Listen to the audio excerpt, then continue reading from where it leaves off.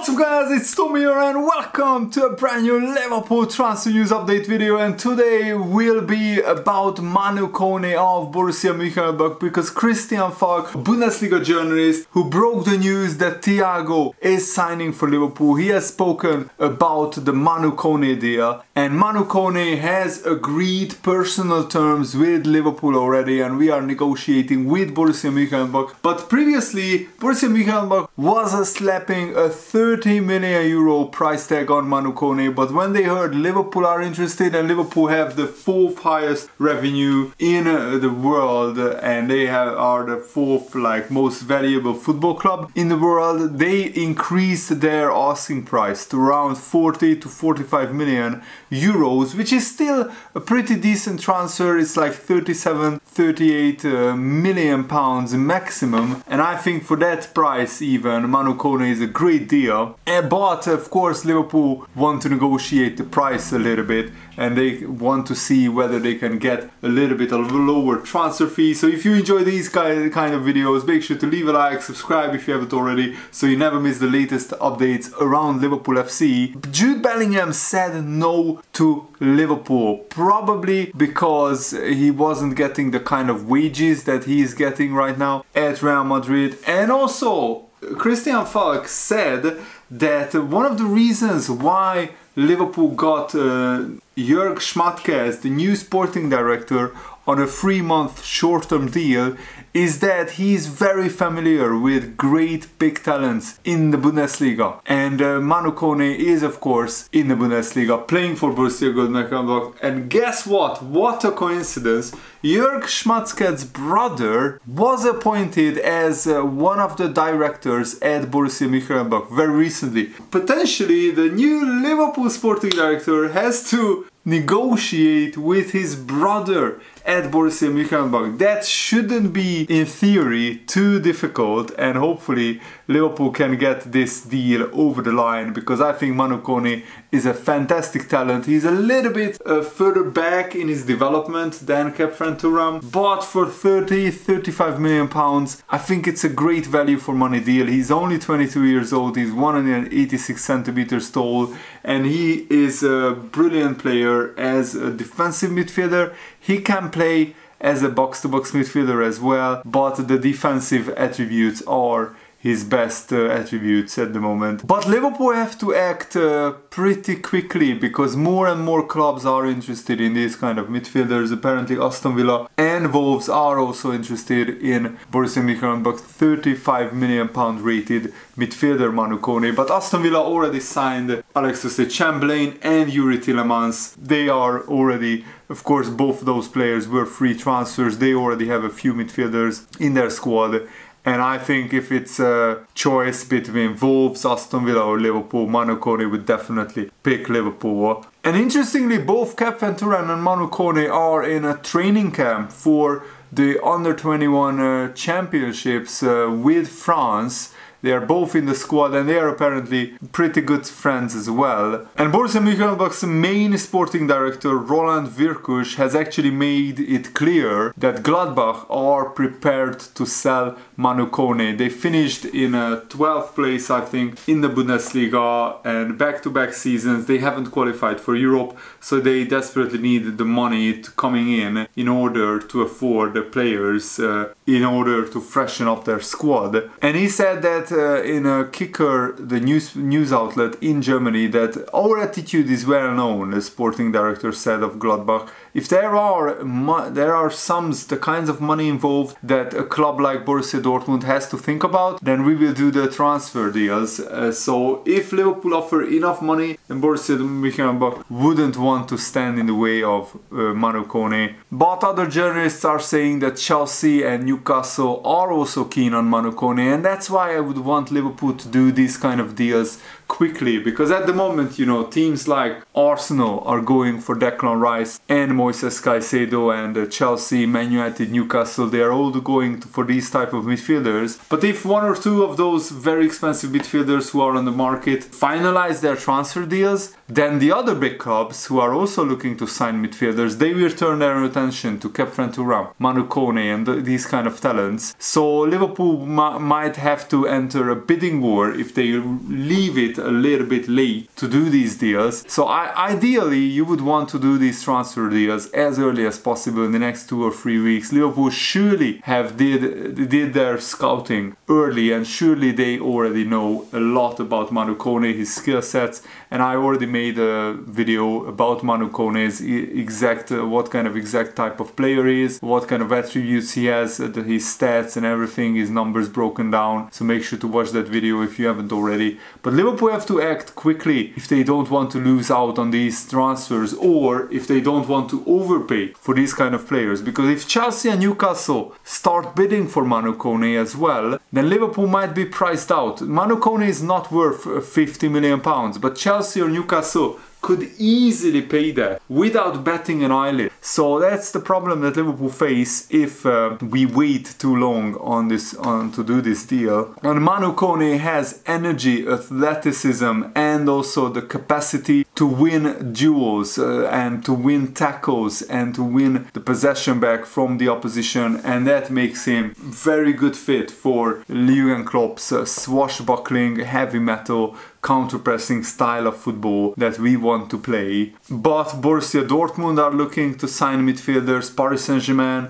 are always interested in the best French talent, and PSG will lose quite a lot of midfielders in this transfer window. So Liverpool will have rivals to bid for Manu Kone as well. And interestingly, both Khéphren Thuram and Manu Kone have a very close relationship dating back years, because they were actually both nurtured and developed at a youth academy called Boulogne-Billancourt as teenagers. And I have an interview for you guys with the club's coach and administrator Frank Scanvik. He said, we have developed a lot of professional players, and we are very proud of the boys who have gone on to sign for professional clubs. And Khéphren Thuram made a powerful impression on the coach. He just ran and kept running in the middle of the park. That's what stood out to me first. He had so much energy, but then his technique as well. He was brilliant, a great player, always with a smile on his face and a lot of intelligence, not burdened by his family's and famous name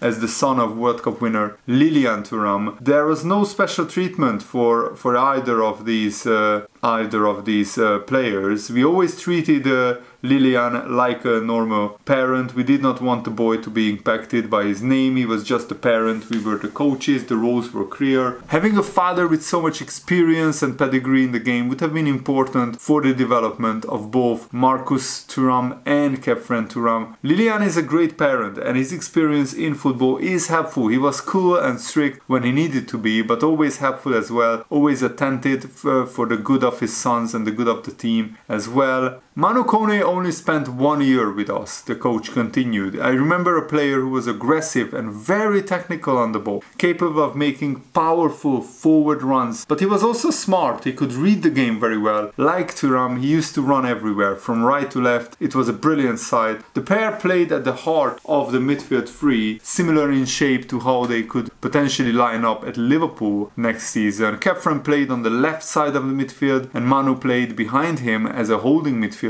I liked the way they controlled the midfield with so much energy and running. They were part of a great generation and recorded some excellent results. I could tell they were going to go far because of their ability to work. They always wanted to learn more, both in matches and in training sessions. Both of them were already very mature for their age. So that's absolutely brilliant, and I just wanted to give you guys a little bit of an insight into what kind of players Khéphren Thuram and Manu Kone were in their teenage years growing up at this youth academy. And this coach described these players very well, and it looks like they would be very good fits for the intense gegenpressing system Jurgen Klopp likes to play at Liverpool, with their ability to cover so much ground coupled with their game intelligence, and they seem almost destined to become Liverpool players in the future. And also they are pretty cheap compared to the likes of Declan Rice or Moises Caicedo. Yes, they already have Premier League experience, maybe they are a little bit further developed, but at the moment Liverpool can't really afford to sign 70-80 million pound midfielders, because our own owners are so skint and they are so low on money, we have to do these kind of deals that we bring in young talents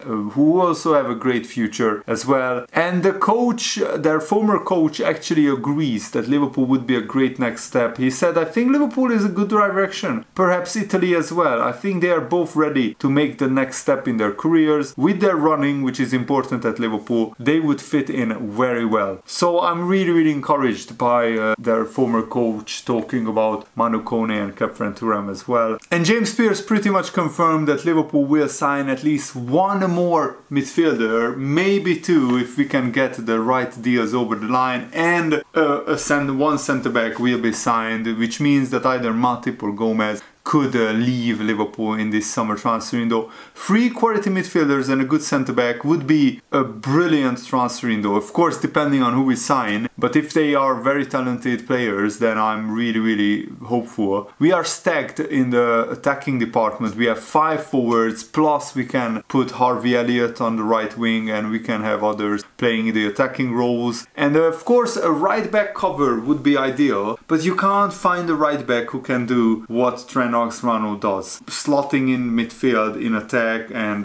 being a deep-lying playmaker, absolutely brilliant. It's like having Kevin De Bruyne playing right back sometimes. 3 midfielders who are in the caliber of, McAllister, Kefren Turam, Manu Kone, these kind of players would be absolutely brilliant. Plus we need a centre-back who is on a similar level to Konate.